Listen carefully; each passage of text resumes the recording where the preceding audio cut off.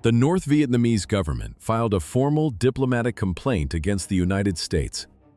They did not target napalm. They ignored Agent Orange and carpet bombings by Boeing B-52 Stratofortresses. Instead, Hanoi focused on a pump-action shotgun. This was a tool American teenagers used to hunt quail. A sporting gun became the center of a geopolitical crisis. What exactly was this smoothbore weapon doing in the jungles that Hanoi deemed it a war crime? The answer involves the severity of the trauma. Hanoi argued the weapon violated international law, specifically the Hague Convention of 1899. This treaty prohibits weapons designed to cause unnecessary suffering. One trigger pull released 9 lead pellets. Each projectile created an independent wound track. To the north, this was not combat, it was a war crime. The hardware was simple. It relied on a mechanism from the 1890s. A hand grips the wooden forend. It slides back with a heavy metallic clack. An empty brass casing spins through the air. A fresh shell rises into the chamber. The slide slams forward, locking the bolt. The United States military did not issue a review or an apology. They recycled a legal defense tested 50 years earlier against Germany. There was no definitive legal answer to the specific lethality of the shotgun in the jungle. The diplomatic complaint from Hanoi ignored a brutal tactical reality. Viet Cong doctrine focused on one person, the point man. They allowed the patrol to enter the kill zone and targeted the leader first. A point man sees a muzzle flash. He has 0.25 seconds to react. This is the limit of human biology. It is not enough time to find a sight picture. Survival in the jungle depended on the first contact. 1967, the Boogaloo Woods. Lieutenant Michael Kowalczyk of the 25th Infantry Division walked the point. He abandoned the standard rifle. He carried a shotgun. Experienced platoon leaders across Vietnam were requesting them by the hundreds. It was not a choice of cruelty. It was a choice of arithmetic. Kowalczyk called it zero-distance reactive fire. Contact is instant. In the first half-second of an ambush, adrenaline floods the blood. Fine motor control vanishes. Fingers lose their precision, and the brain bypasses the sights.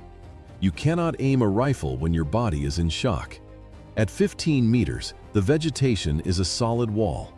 A rifle bullet hits a single point or misses entirely.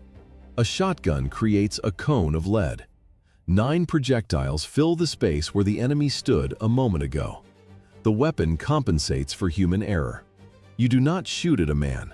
You shoot at a sector. Kowalczyk pointed his weapon at the green blur. He squeezed the trigger blindly before the enemy could fire a second shot. 40% of infantry firefights in Vietnam began at distances under 50 meters. Often, the gap closed to 20 or 10. Visibility dictated the rules of engagement. To hit a target in these conditions, the Army abandoned rifled accuracy for the geometry of spread. The triple canopy jungle turned midday into a humid twilight. Light struggled to pierce 3 layers of vertical vegetation. Shadows moved. A muzzle flash lasted a fraction of a second before vanishing into the green blur. What happens to lead in the thicket? At these ranges, a standard M16 becomes a liability. The 5.56mm bullet is a precision instrument. It requires a clear line of sight. One vine can deflect it. One thick leaf can swallow the kinetic energy. If the shooter misses by an inch, the round disappears uselessly into the mud. The 12-gauge shotgun operates on a different physical principle. Each shell contains 9 lead pellets of double-aught buckshot. Each sphere is .33 caliber. Essentially, the soldier fires 9 pistol rounds with a single pull of the trigger. The physics of the spread are predictable. 1 inch of expansion for every yard of travel. At 20 meters, the pellets form a dense cone of lead. A soldier pointing toward a muzzle flash doesn't need a perfect sight picture. The buckshot compensates for the loss of fine motor skills caused by a sudden adrenaline dump. The Pentagon identified this as the solution to the reactive fire problem. It was the only way to hit a moving, partially obscured target in under half a second. In the vertical layers of the jungle, the shotgun proved to be the most lethal close-quarters weapon of the entire conflict. The Pentagon addressed the technical requirement for high-density reactive fire by procuring 72,000 pump-action shotguns. The Ithaca Model 37 arrived first. In 1962, the Army took delivery of 22,000 units. It featured a unique bottom ejection system. Spent shells dropped straight down. Most shotguns ejected sideways through an open port. In the Vietnam monsoon, that port was a vulnerability. Sticky, wet mud coated everything. It jammed side-ejecting receivers within minutes. The Ithaca remained sealed. It worked. The Stevens 77E followed in greater volume. Manufacturers produced roughly 50,000 units. It became the most widely procured combat shotgun of the entire conflict. Many went to South Vietnamese forces. Factories shortened the stocks. The weapon had to fit smaller frames. Today, history has largely forgotten it. The Remington 870 arrived later. It was a more refined design. Ordnance officers handed the Remington 870 to Navy SEAL Teams 1 and 2. SEAL Teams 1 and 2 ignored standard infantry tactics. They needed more than a pump action. They needed a wall of lead. The Mekong Delta smelled of stagnant water and rotting mud. Mangroves pressed in from both banks. In these swamps, the jungle wasn't spacious. It was a cage. Why turn a hunting tool into a directional mine? In the Delta, an ambush began at the length of a single boat. At 6 meters, a sight picture is a luxury. You don't aim, you react. A technician bolts a horizontal duckbill choke to the muzzle. The operator racks the slide of a Remington 870S. He fires. The shot column hits the metal tabs and flattens instantly. The standard circular spread vanished. In its place, a 10-foot horizontal oval of lead. Designers built the 870 for police patrols and duck blinds. In Vietnam, the SEALs turned it into a handheld claymore. The contrast was total. A tool for precision became a tool for erasure. The M18A1 Claymore mine covers a 60-degree arc.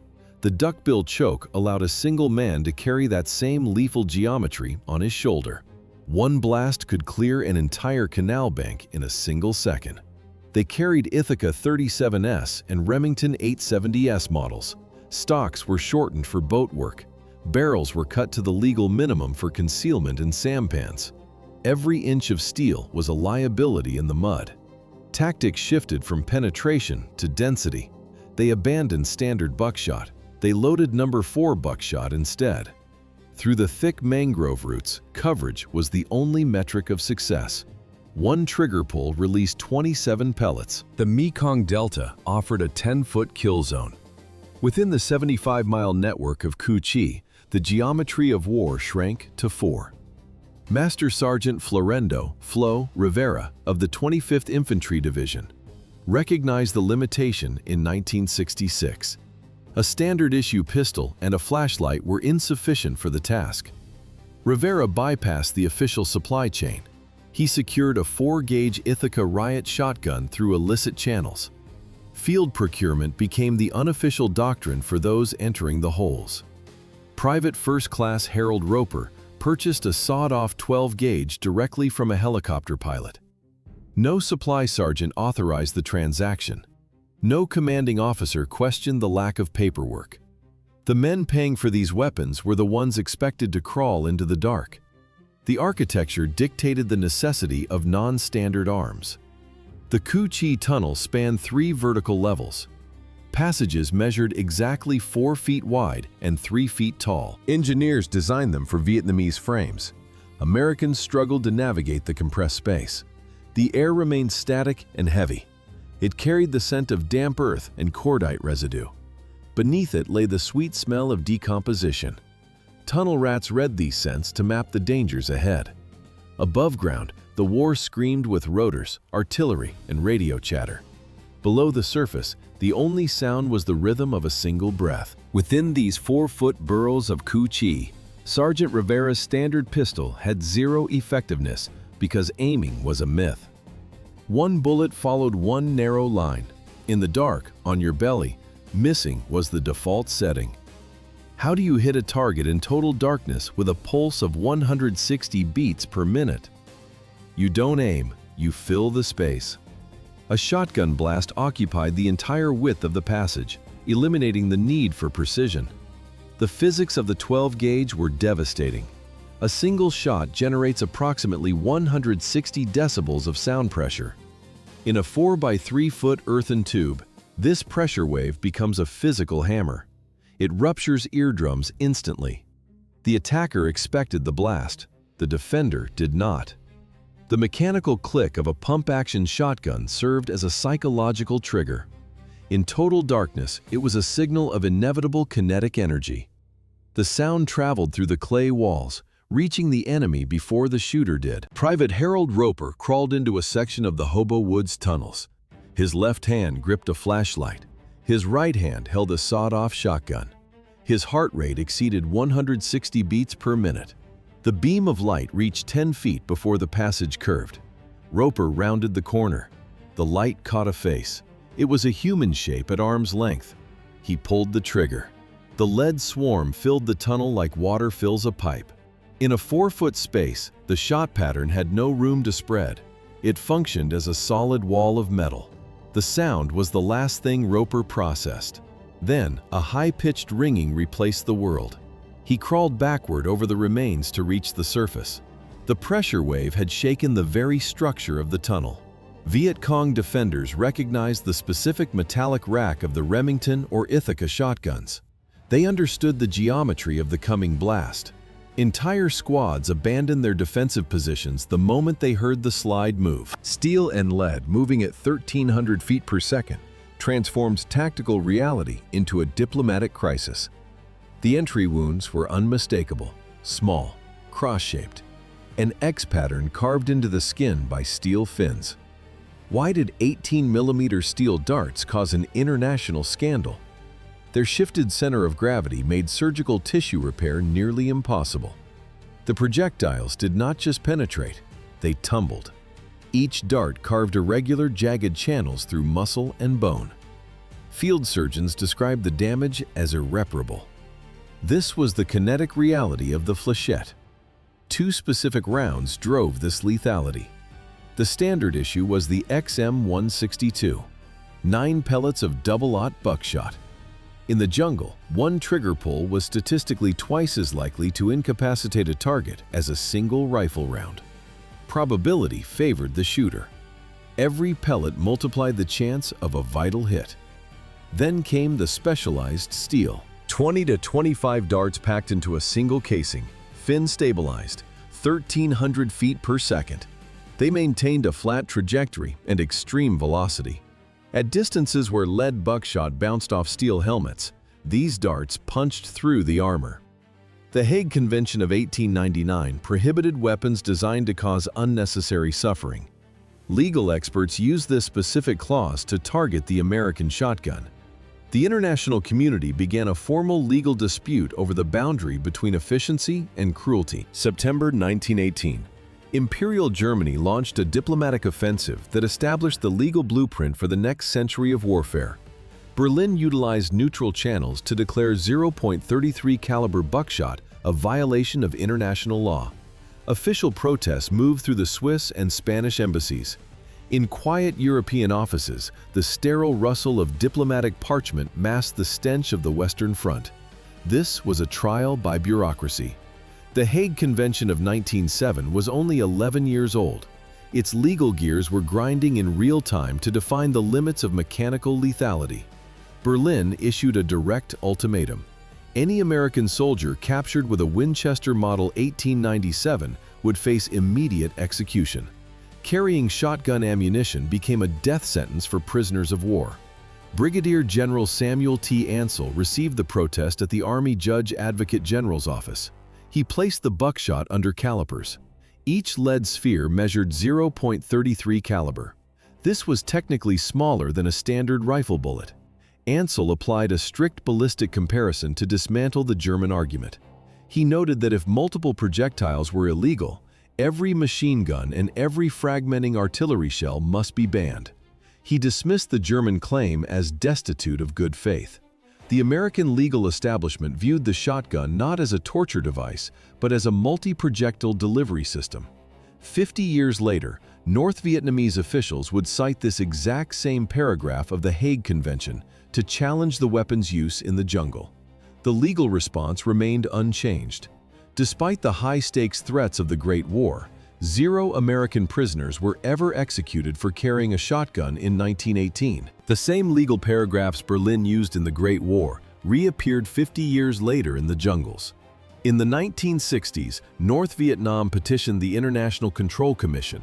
They accused the United States of systemic war crimes. The weapon in question was the shotgun. Hanoi cited the Hague Convention of 1907. Is the impact of 9 buckshot pellets at 15 meters an act of cruelty, or is a single rifle bullet that requires a follow-up shot worse? The legal debate focused on Article 23E. The text is precise. Article 23E forbids arms, projectiles, or material calculated to cause unnecessary suffering. Hanoi argued that multiple wound patterns exceeded military necessity. They claimed buckshot was designed to mutilate, not just incapacitate. The International Control Commission, or ICC, documented the complaints. The evidence was biological. The Pentagon issued a technical rebuttal. They ignored morality and focused on ballistics. A single rifle bullet often creates a narrow, clean wound channel. If it misses a vital organ, the target remains mobile. The shooter fires again. The engagement stretches. A shotgun blast at 15 meters delivers 9 pellets simultaneously. This creates a massive, immediate shock to the central nervous system. The physiological collapse is near instantaneous. The Pentagon argued this was more humane. A rifle miss forces a prolonged firefight. Each additional shot increases the risk of a lingering, non-lethal wound. One trigger pull with a shotgun ended the fight. Washington compared the weapon to shrapnel shells and machine gun bursts. Both were legal. Both relied on multiple projectiles. The military advantage was not cruelty, it was terminal efficiency. The Department of Defense formally validated the shotgun as a critical tactical necessity for jungle warfare. Washington and Hanoi traded technical ballistics reports. In the Cu Chi tunnels, the men with the Ithaca shotguns remained oblivious to the paperwork. The North Vietnamese government filed a formal protest through the International Control Commission. They cited Article 23E of the Hague Convention of 1907. The official charge: unnecessary suffering. The contrast was total. While diplomats argued over pellet spread, Viet Cong engineers perfected the punji steak. They sharpened bamboo into needles. They coated the tips with human excrement to ensure immediate sepsis. The goal was not a clean kill. It was a slow, agonizing infection. The engineering logic was cynical. A kill removes 1 soldier from the field. A maiming removes 4. 1 to scream, 3 to carry. It was a cold calculation of resource exhaustion. The infantry never heard the debate. No chain of command briefing mentioned the Hague Convention. No issue of Stars and Stripes covered the legal battle. The tunnel rat focused on the next 10 feet of dirt, not international law. Veterans discovered the North Vietnamese complaints decades later. They responded with a dark laugh. The real reason for the diplomatic protest was not the weapon's design. It was the physical distance of 15 meters. At this range, killing stops being a statistic and becomes biomechanics. Why does a remote aerial strike pass as a standard operation, while a point-blank liquidation triggers war crime allegations? The answer lies in the physics of distance. Distance dictates psychological perception. A B-52 bomber flies at 30,000 feet. The crew monitors instruments while 30 tons of explosives saturate a grid coordinate, providing no visual feedback of the destruction below. They never see the ground. They never see the impact. A rifleman engages a silhouette at 300 meters. He pulls the trigger. The shape disappears into the vegetation. Distance provides a functional abstraction. The shotgun removes the buffer. The operator fires at 15 meters. Visual contact with the target's face is unavoidable. 1 ounce of lead strikes the human frame at 1,200 feet per second. The shooter hears the dull thud of the body hitting the mud before the echo of the shot fades. There is no map, there is no scope. The shooter must walk directly over the physical result to reach the next position. The shotgun introduced an undeniable honesty to the battlefield. A B-52 blast radius covers hundreds of meters, yet it is rarely classified as a war crime. A shotgun pattern is precise and limited. However, the lack of distance makes the lethality impossible to ignore. Two separate governments, 50 years apart, officially classified the weapon as an instrument of unnecessary suffering. The blood at 15 meters silenced the legal critics. Experience dictated the blueprints. Vietnam ended the era of modified bird guns. It began the era of the purpose-built weapon. In the late 1970s, the Marine Corps adopted the Mossberg 590. It was a direct response to the jungle. Engineers designed it for the monsoon. All-weather reliability, simplified maintenance. It took the abuse tolerance of the Ithaca 37 and turned it into a technical specification. The lineage stayed alive. In the 2000s, the military developed the M26 modular accessory shotgun system. It was a compact door breacher. Its DNA came from the tunnels. Men like Rivera improvised these configurations 50 years earlier with hacksaws. Now, the design is a standard-issue module. The legal war is over. No modern treaty bans the shotgun or flechette rounds. International authorities close the case. Lawyers teach the protests of 1918 and 1968 as historical footnotes. Different enemies, same arguments, same result. The weapon remains. The battlefield shifted from combat to commerce. The Cu Chi tunnels serve as a tourist attraction. Rivera survived the dark with a 4-gauge. Today, visitors pay for the sensation. They crawl on hands and knees through the dirt. The transition is jarring. You leave the suffocating darkness of the pit. The bright Vietnam sun hits your eyes like a physical blow. The scale of the war shrinks to a vacation itinerary. Efficiency demanded changes. Authorities widened the original tunnel hatches to fit the dimensions of modern visitors. The claustrophobia is managed.